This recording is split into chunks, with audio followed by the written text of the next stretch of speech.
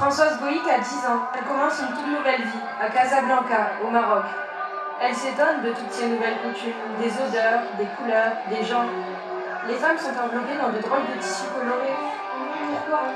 Il fait tellement chaud, c'est absurde. Il y a du bruit partout dans les rues. Françoise a du mal à s'habituer. Je l'imagine très bien, ma petite grand-mère, avec ses yeux d'un bleu troublant, perdue au milieu du souffle. Mais très vite, elle découvre une autre forme de chaleur dans cet étrange pays. La chaleur humaine des Marocains. Jour du rétablissement du roi, Françoise court dans les rues de Casablanca avec ses copains marocains. Emportée par la vague de joie communicative de ces années, elle crie « Vive le roi! Vive le roi !» tenant fièrement un drapeau, le drapeau du Maroc, emblème de sa deuxième enfance, loin de la France et de ses racines.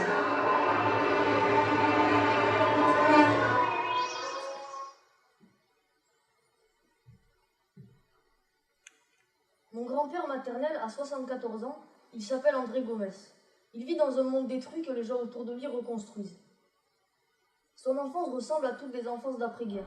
La pauvreté, la faim, la misère et les tickets de rationnement. Il joue dans la rue, mais sans rien, il n'a pas de jouet. Il joue dans la rue avec ce qu'il trouve, ce qu'il ramasse, il tue le temps.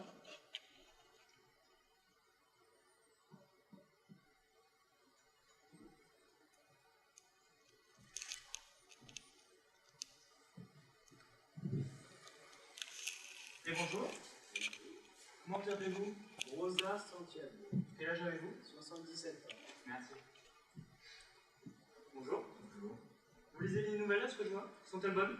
Non, pas tellement. Comment vous appelez-vous? Jackie. Et vous avez? 64. Merci.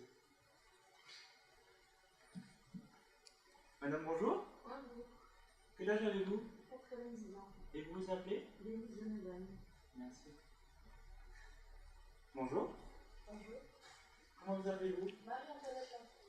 Et vous avez? 65 ans. Merci.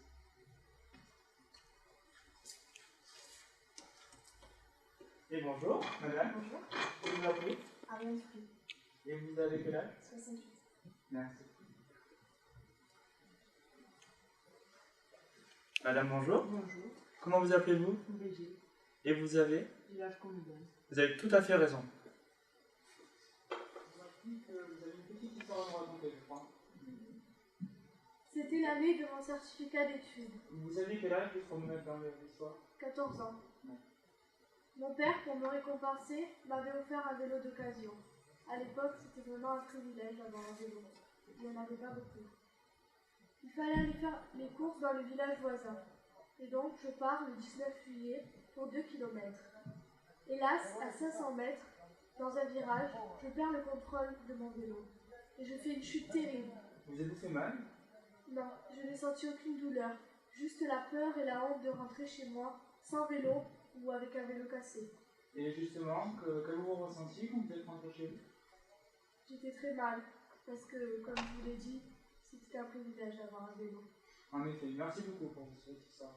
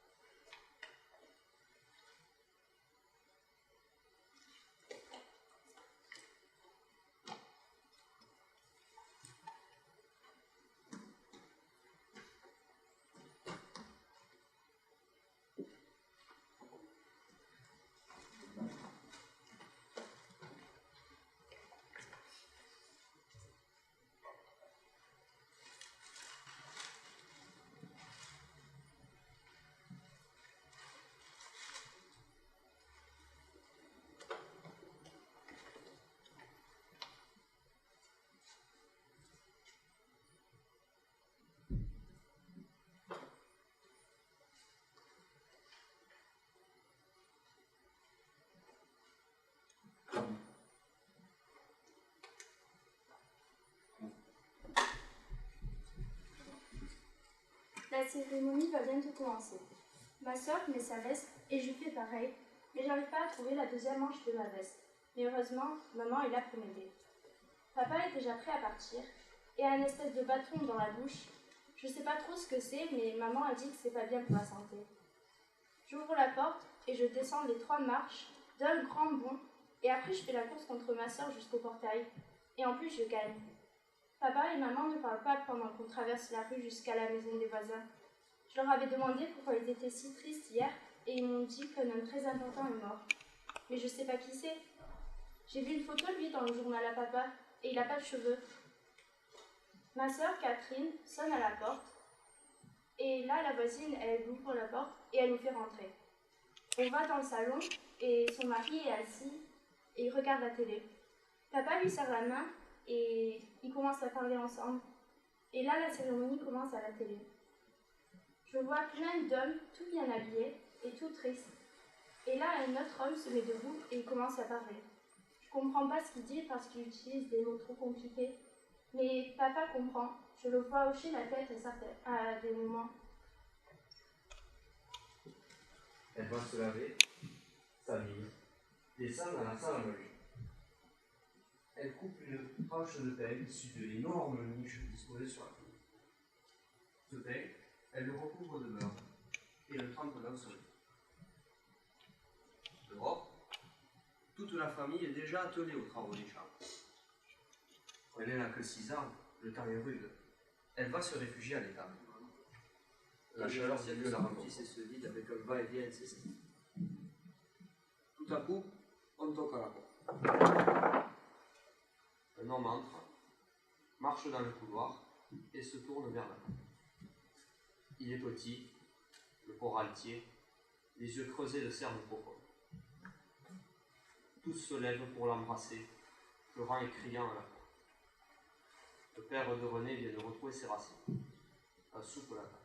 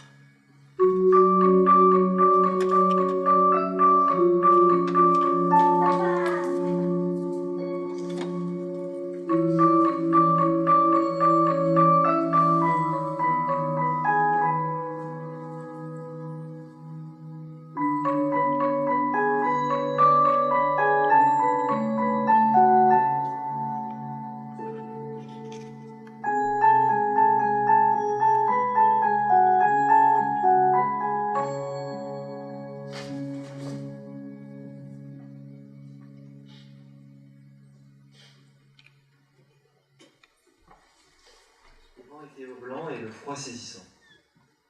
Elle était mignonne, la petite Solange.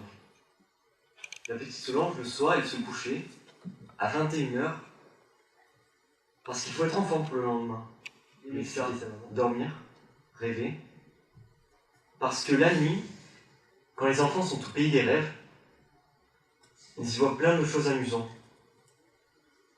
Et ça la rendait triste, la petite Solange, quand le soleil venait lui caresser le visage en l'arrachant de ces mondes fantasmagoriques qu'elle aimait tant. Comme lui disait de faire sa maman, elle mettait ses pantoufles, elle traînait les pieds, en soupirant, la tête baissée et l'esprit ailleurs. Loin de tout ça, loin de tout. Loin de ces murs décrépits, de ces tas de débris, de ces armoires vieillies, de ces rideaux dégarnis, de cette vaisselle jaunie, de ces tapis pourris, de ce monde mal bâti.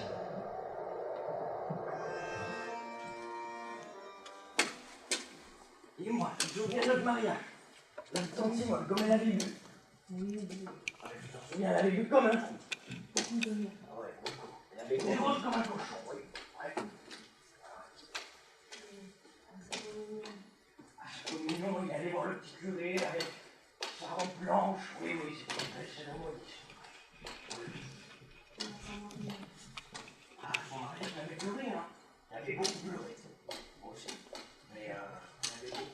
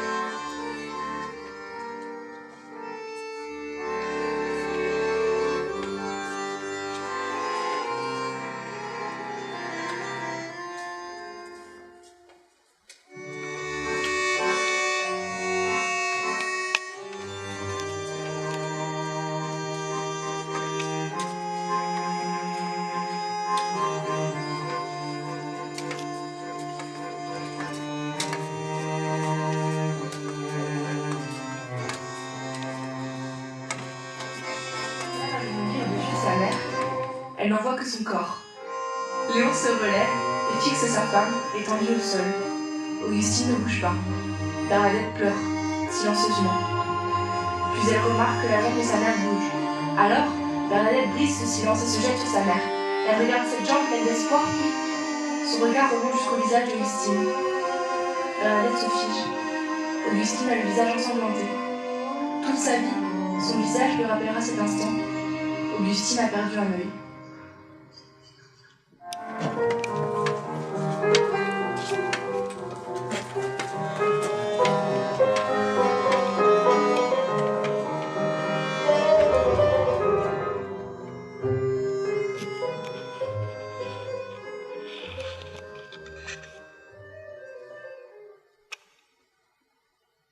Je me souviens de la mort d'Hitler.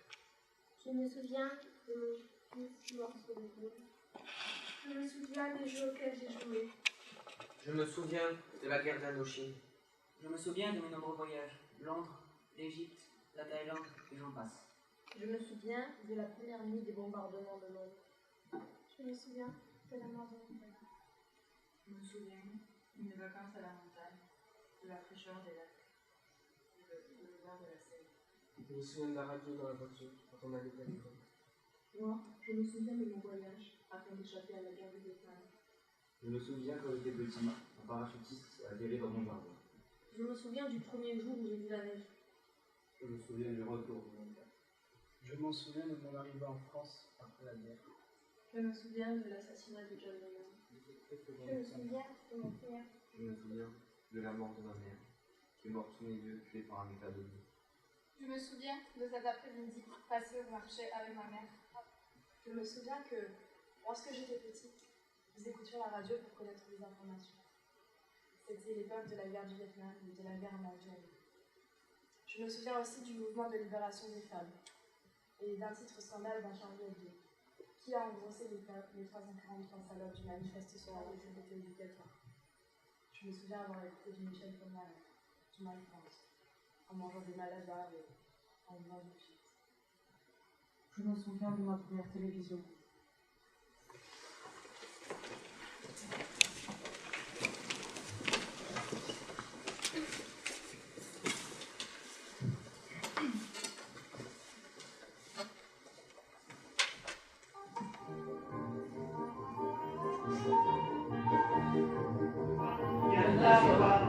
Et du soleil dans les ruelles, il y a de la joie, partout il y a de la joie. Tout le jour, mon cœur bat, chavire et chancelle, c'est l'amour qui vient avec je ne sais quoi, c'est l'amour. Bonjour, bonjour les demoiselles, il y a de la joie, partout il y a de la joie. Le gris boulanger bat la pâte à plein bras. Il fait du bon pain, du pain si fin que j'ai faim. On voit le facteur qui s'envole là-bas, comme un ange bleu portant ses lettres au bon Dieu. Miracle sans nom, à la station Javel, on voit le métro qui sort de son tunnel, griser le soleil de chansons et de fleurs, en balade comme une folle. Elle saute la scène à pieds joints, puis elle dit: tant pis pour moi si je suis malade, je m'embêtais toute seule dans mon coin. Et il y a de la joie, le percepteur met sa jaquette de boutique et dit d'un air très doux, viens le bonjour. Pour aujourd'hui finir la quête, j'avais rêvé, oui, car le ciel est gris.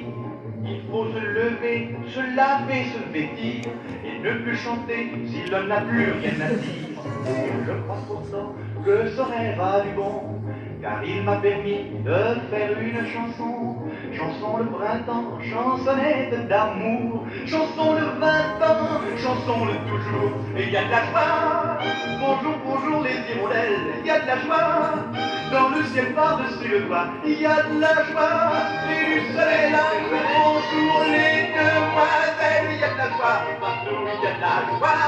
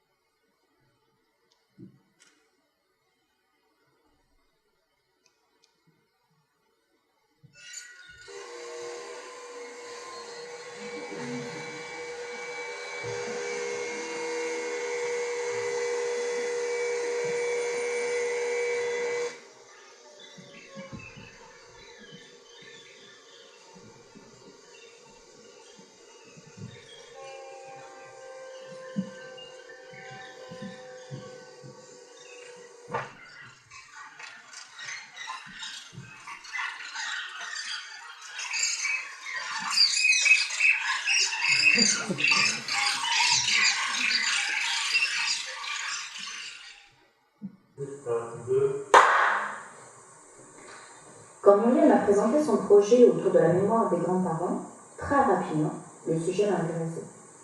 La mémoire étant un des piliers de la vie de l'être humain, et les grands-parents étant bien sûr les piliers mêmes de notre existence sur Terre. De leur vie découle un peu la nôtre. La connaître permet aussi de mieux se connaître. La mémoire est ainsi le vecteur, ainsi plus, quand l'aïeul n'a pas témoigné, alors de quelconque petit objet qui lui aura appartenu pourra faire l'objet d'une histoire. Ainsi, même si l'on recrée une histoire, la mémoire de l'être persiste. S'il est possible de ne pas se priver d'aller interroger nos aïeuls, car ils sont toujours parmi nous, alors surtout, il ne faut pas hésiter. Bien sûr, la réception de ces questions peut ne pas être celle attendue, mais au moins tentative il y aura eu. Et alors, des aïeuls, présents par leur témoignage ou non, il sera possible de refaire leur histoire.